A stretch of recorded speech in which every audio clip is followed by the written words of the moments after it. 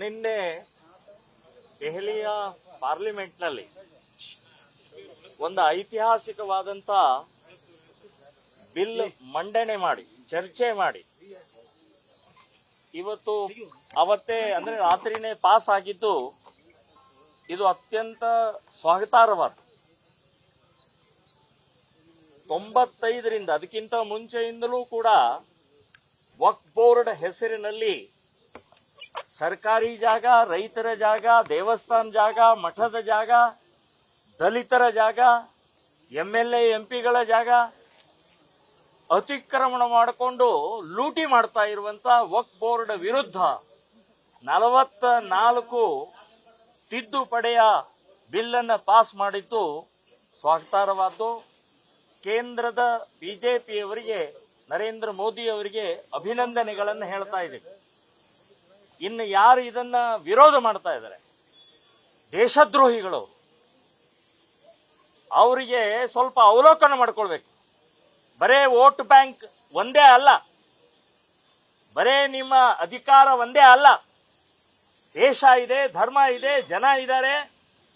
ಲೂಟಿಕೋರರ ಪರವಾಗಿ ನಿಂತ್ಕೊಳ್ತೀರಿ. ಎಂಥ ಒಂದು ಪ್ರಜ್ಞೆ ಇಲ್ವಾ? ಸಂವಿಧಾನ ಮೀರಿ ಕಾನೂನನ್ನ ಕೊಟ್ಟಂತ ಕಾಂಗ್ರೆಸ್ ಸರ್ಕಾರ ನಾಚಿಕೆ ಆಗ್ಬೇಕು ನಿಮಗೆ. ಸುಪ್ರೀಂ ಕೋರ್ಟ್ಗೂ ಕೂಡ ಹೋಗಂಗಿಲ್ಲ. ಡಾಕ್ಟರ್ ಅಂಬೇಡ್ಕರ್ ಅಪಮಾನ ಮಾಡಿದ್ರಿ ನೀವು. ಡಾಕ್ಟರ್ ಅಂಬೇಡ್ಕರ್ ಸಂವಿಧಾನವನ್ನು ಧಿಕ್ಕರಿಸಿ ವಕ್ಫ್ ಬೋರ್ಡ್ಗೆ ಪವರ್ ಕೊಟ್ಟಿದ್ದು ನಿಮಗೆ ಸಂವಿಧಾನ ಬಗ್ಗೆ ಮಾತನಾಡಕ್ಕೆ ನೈತಿಕತೆ ಇದೆಯಾ? ನೀತಿಗೆಟ್ಟವ್ರು ನೀವು. ಬರೇ ಅಧಿಕಾರಿಗೋಸ್ಕರ ಮುಸ್ಲಿಮರನ್ನ ವೋಟ್ ಬ್ಯಾಂಕ್ ಮಾಡಿ ದುರುಪಯೋಗ ಮಾಡಿಕೊಂಡು ಅವರು ಎಲ್ಲಿ ಕೊಳಚೆಯಲ್ಲಿದ್ದಾರೆ ಅಲ್ಲೇ ಉಳಿದುವಂಗ್ ಮಾಡಿದಂತ ನೀಚ ಕಾಂಗ್ರೆಸ್ಸಿಗರು ನೀವು. ಇದರ ಜೊತೆಗೆ ಕೆಲವೊಂದು ಮೌಲ್ವಿಗಳು ವಕ್ಫ್ ಬೋರ್ಡ್ ಅನ್ನ ವ್ಯವಸ್ಥಿತವಾಗಿ ತಮ್ಮ ಸ್ವಾರ್ಥಕ್ಕೆ ಉಪಯೋಗಿಸ್ಕೊಳ್ತಾ ಇದ್ರು. ಕಾಂಗ್ರೆಸ್ ಕೆಲವೊಂದು ವ್ಯಕ್ತಿಗಳು ನಿನ್ನೆ ಪಾರ್ಲಿಮೆಂಟ್ನಲ್ಲಿ ಉಲ್ಲೇಖ ಆಗಿದೆ.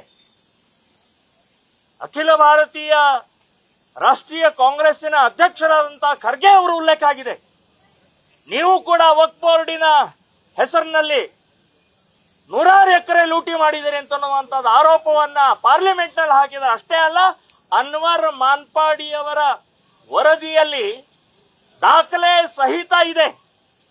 ಇದಕ್ಕೆ ಬಿಜೆಪಿಯವರು ಕಾರಣ. ಬಿಜೆಪಿಯವರು ಅನ್ವರ್ ಮಾನ್ಪಾಡಿಯ ವರದಿಯನ್ನ ತಮ್ಮ ಕುರ್ಚಿ ಬುಡುಕಿಟ್ಕೊಂಡು ಇವತ್ತು ವಕ್ಫ್ ಬೋರ್ಡ್ ಬಗ್ಗೆ ಮಾತನಾಡುವಂತ ಕರ್ನಾಟಕದ ಬಿಜೆಪಿಯವರಿಗೆ ನಾಚಿಕೆ ಆಗಬೇಕು. ಯಾಕೆ ಅನ್ವರ್ ಮಾನ್ಪಾಡಿಯ ಆ ವರದಿಯನ್ನು ಹೊರಗೆ ತೆಗೆಯಲಿಲ್ಲ? ಎಷ್ಟು ರೀತಿಯ ಡೀಲಿಂಗ್ ಆಗಿದೆಯೋ, ವ್ಯವಹಾರ ಆಗಿದೆಯೋ ಅಥವಾ ಇನ್ನೇನಾಗಿದೆಯೋ ಗೊತ್ತಿಲ್ಲ, ಬಹಿರಂಗಗೊಳಿಸಿ. ನೀವು ವಕ್ಫ್ ಬೋರ್ಡ್ ಬಗ್ಗೆ ಕರ್ನಾಟಕದ ಬಿಜೆಪಿ ಮಾತಾಡಬೇಡಿ ನೀವು. ಸೊ ಕೇಂದ್ರ ಸರ್ಕಾರ ತಗೊಂಡಂತ ಒಂದು ನಿರ್ಣಯ ಮತ್ತು ನಿಲುವು, ಬಿಲ್ ಪಾಸ್ ಆಗಿದ್ದು ಇಡೀ ದೇಶದ ಸುಭದ್ರತೆಗೆ, ದೇಶದ ಸುರಕ್ಷತೆಗೆ ಒಂದು ಒಳ್ಳೆಯ ಒಂದು ಘಟನೆ ಆಗಿದೆ ಅಂತನ್ನುವಂಥದ್ದು ಹೇಳ್ತಾ ಇದ್ದಾರೆ.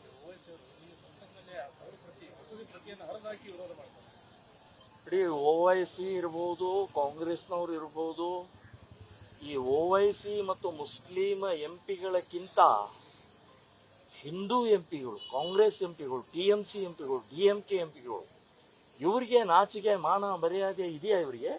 ಇವರು ನಾಳೆ ಇದೇ ವಕ್ಫ್ ಬೋರ್ಡಿನ ಮೂಲಕ ನಿಮ್ಮ ಆಸ್ತಿನೂ ಕಬಳಿಸಿದಾಗ ಆವಾಗ ನೀವು ಸತ್ತು ಹೋಗಿರ್ತೀರಿ.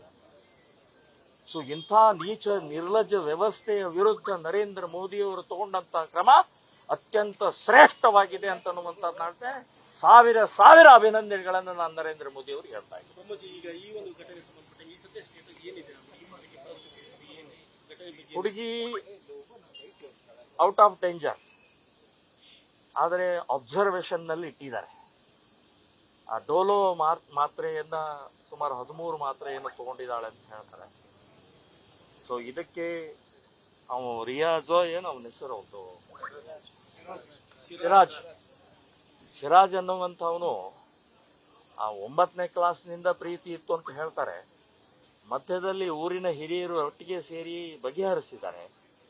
ಬಗೆಹರಿಸಿದ ನಂತರವೂ ಇಲ್ಲಿ ಹಾಸ್ಟೆಲ್ನಲ್ಲಿರುವಂಥ ಪ್ಯಾರಾ ಮೆಡಿಕಲ್ ಓದ್ತಾ ಇರುವಂಥ ಹುಡುಗಿಗೆ ಕಾಡ್ತಾ ಇದ್ದ.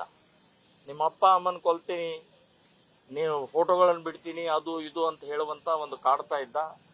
ಮತ್ತು ಅಷ್ಟೇ ಅಲ್ಲ, ರಂಜಾನ್, ಇವರೆಲ್ಲ ಹೇಳ್ತಾರೆ ರಂಜಾನ್ ನಮ್ಮ ಪವಿತ್ರ ಹಬ್ಬ ಅದು ಇದು ಅಂತ ಹೇಳಿ.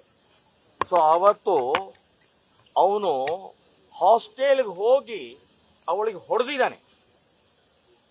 ನಾನು ಹೇಳೋದು ಹಾಸ್ಟೆಲಿನ ಸಿಬ್ಬಂದಿ ಏನು ಕತ್ತೆ ಕಾಯ್ತಾ ಇದ್ರು ಅವರು. ಅವಳೇ ಆ ಹಾಸ್ಟೆಲ್, ಲೇಡೀಸ್ ಹಾಸ್ಟೆಲ್ಗಳ ಅವನು ಹೇಗೆ ಬಂದ, ಅವನು ಹೇಗೆ ಹೊಡೆದ, ಅವನು ಅಲ್ಲಿ CCTV ಇರಬಹುದು. ಅದಕ್ಕೆ ಸಂಬಂಧಪಟ್ಟಂತಹದ್ದು ಕೂಡ ನಾನು ಹೇಳೋದು ಆ ಹಾಸ್ಟೆಲ್ನವ್ರಿಗೂ ಕೂಡ ಎನ್ಕ್ವೈರಿ ಆಗಬೇಕು ಅಂತನ್ನುವಂತ ನಾನು ಡಿಪಾರ್ಟ್ಮೆಂಟ್ಗೆ ಹೇಳ್ತಾ ಇದ್ದೀನಿ. ಮತ್ತು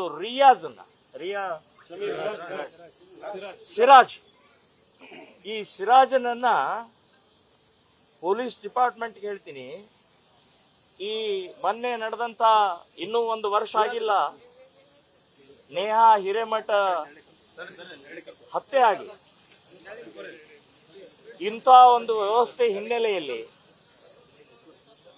ಯಾರಪ್ಪ ನೀರ್ ಕೊಡ್ರೋ, ನೇಹಾ ಹಿರೇಮಠ್ ಹತ್ಯೆ ಆಗಿ 1 ವರ್ಷ ಆಗಿಲ್ಲ, ಅಷ್ಟರೊಳಗಡೆನೆ ಬೇಕಾದಷ್ಟು ಕೇಸ್ಗಳು ನಡೀತಾ ಇದ್ದಾವೆ. ಸೊ ಇದಕ್ಕೆ ಕಾಂಗ್ರೆಸ್ ಸರ್ಕಾರ ಕಾರಣ, ಪೊಲೀಸ್ ಡಿಪಾರ್ಟ್ಮೆಂಟ್ ಕಾರಣ, ಕೋರ್ಟ್ ಕಾರಣ. ನಾನು ಹೇಳೋ ಪೊಲೀಸ್ ಡಿಪಾರ್ಟ್ಮೆಂಟ್ ಒಂದ್ಸಲ ಎನ್ಕೌಂಟರ್ ಮಾಡಿ ಬಿಸಾಕಿದ್ರೆ ಇದು ಆಗ್ತಾ ಇರಲಿಲ್ಲ, ಈ ಘಟನೆ ಆಗ್ತಾ ಇರಲಿಲ್ಲ. ಭಯನೇ ಇಲ್ಲ ಅವ್ರಿಗೆ, ಏನ್ ಬೇಕಾದ್ದು ಮಾಡಬಹುದು ಅಂತನ್ನುವಂತ ಮಾನಸಿಕ ಸ್ಥಿತಿಯಲ್ಲಿ ಇವತ್ತು ಕಾಂಗ್ರೆಸ್ನವರು ನಿರ್ಮಾಣ ಮಾಡಿದ್ದಾರೆ. ಮಾನ್ಯ ಮುಖ್ಯಮಂತ್ರಿಗಳು ಹೇಳಿದ್ರು 3 ತಿಂಗಳಲ್ಲಿ ನೇಹಾ ಹಿರೇಮಠನ ಜಡ್ಜ್ಮೆಂಟ್ ಮಾಡಿ ನಾವು ಇದು ಮಾಡ್ತೀವಿ, ಶಿಕ್ಷೆ ಕೊಡ್ತೀವಿ ಅಂತೇಳಿ. ಫಾಸ್ಟ್ ಟ್ರ್ಯಾಕ್ ಕಾನೂನು ಪ್ರಕಾರ ಏನ್ ಮಾಡಿದ್ರಿ? 1 ವರ್ಷ ಆಯ್ತಲ್ಲ. ಸೊ ನಾವು ಶ್ರೀರಾಮ್ ಸೇನೆ ಸಂಘಟನೆಯಿಂದ ಏಪ್ರಿಲ್ 18ಕ್ಕೆ 1 ವರ್ಷ ಆಗುತ್ತೆ. ಅವತ್ತಿನ ದಿನ 1,000 ಮಹಿಳೆಯರಿಗೆ ತ್ರಿಶೂಲ ದೀಕ್ಷಾವನ್ನು ಕೊಡ್ತಾ ಇದೀವಿ. 1,000 ಮಹಿಳೆಯರಿಗೆ ವ್ಯಾನಿಟಿ ಬ್ಯಾಗ್ ನಲ್ಲಿ ಇಟ್ಕೊಂಡು ಓಡಾಡಿ ಇಂಥವ್ರು ಯಾರಾದರೂ ಬಂದ್ರೆ ಚುಚ್ಚಿ, ಅತ್ಯಾಚಾರಿಗಳಿಗೆ, ಅಪಹರಣಕಾರಿಗಳಿಗೆ, ಕೊಲೆಗಡಕರಿಗೆ, ಲವ್ ಜಿಹಾದ್ ಮಾಡುವಂತವರಿಗೆ ಇದನ್ನ ನಾವು ಕೊಡ್ತಾ ಇದ್ದೀವಿ. 1,000 ಜನ ಮಹಿಳೆಯರಿಗೆ ಕೊಡ್ತಾ ಇದ್ದೀವಿ. ಸೊ ನಾನು ಹೇಳೋದು, ನೀವು ಮಾಡಲಾರದ ಕೆಲಸ ಡಿಪಾರ್ಟ್ಮೆಂಟ್ ಮಾಡ್ತಾ ಇಲ್ಲ, ಕೋರ್ಟ್ ಮಾಡ್ತಾ ಇಲ್ಲ. ಕಾಂಗ್ರೆಸ್ ಅವರಂತೂ ಮುಸ್ಲಿಮರ ಓಟಿಗೋಸ್ಕರ ಜೊಲ್ಲು ಸುರಿಸ್ತಾ ಇರುವಂತ ನೀಚರವರು, ಮುಸ್ಲಿಮರ ರಕ್ಷಣೆಗೋಸ್ಕರನೇ ಇರೋದವ್ರು. ಹಾಗಾಗಿ 18ನೇ ತಾರೀಕು ನಾವು ಬಹಳ ದೊಡ್ಡ ಒಂದು ಕಾರ್ಯಕ್ರಮವನ್ನು ಯೋಜನೆ ಮಾಡಿದ್ದೀವಿ. ಪ್ರತಿಭಟನೆಯ ಹಿನ್ನೆಲೆಯಲ್ಲಿ ಇದನ್ನು ಯೋಚನೆ ಮಾಡ್ತಾ ಇದ್ದೀವಿ ಅಂತನ್ನುವಂಥದ್ದು ತಮ್ಮ ಮುಂದೆ ಹೇಳ್ತಾ ಇದ್ದೀನಿ. ಈ ಘಟನೆಗೆ ನಾನು ಖಂಡಿಸ್ತಾ ಇದ್ದೀನಿ. ಅವನಿಗೆ ನೀವು ಕೂಡಲೇ ಶಿಕ್ಷೆ ಕೊಡ್ಲಿಲ್ಲ ಅಂದ್ರೆ ನಾವು ಕೊಡ್ತೀವಿ. ನಾವು ಕೊಡುವಂತಹದ್ದು ನಿರ್ಧಾರವನ್ನು ಮಾಡಿದೀವಿ, ಇನ್ನು ಮಾಡ್ತೀವಿ ನಾವು. ನ್ಯೂಸ್ ಫಸ್ಟ್, ನಿರ್ಭೀತಿಯಿಂದ ನಿಮ್ಮ ಪರವಾಗಿ.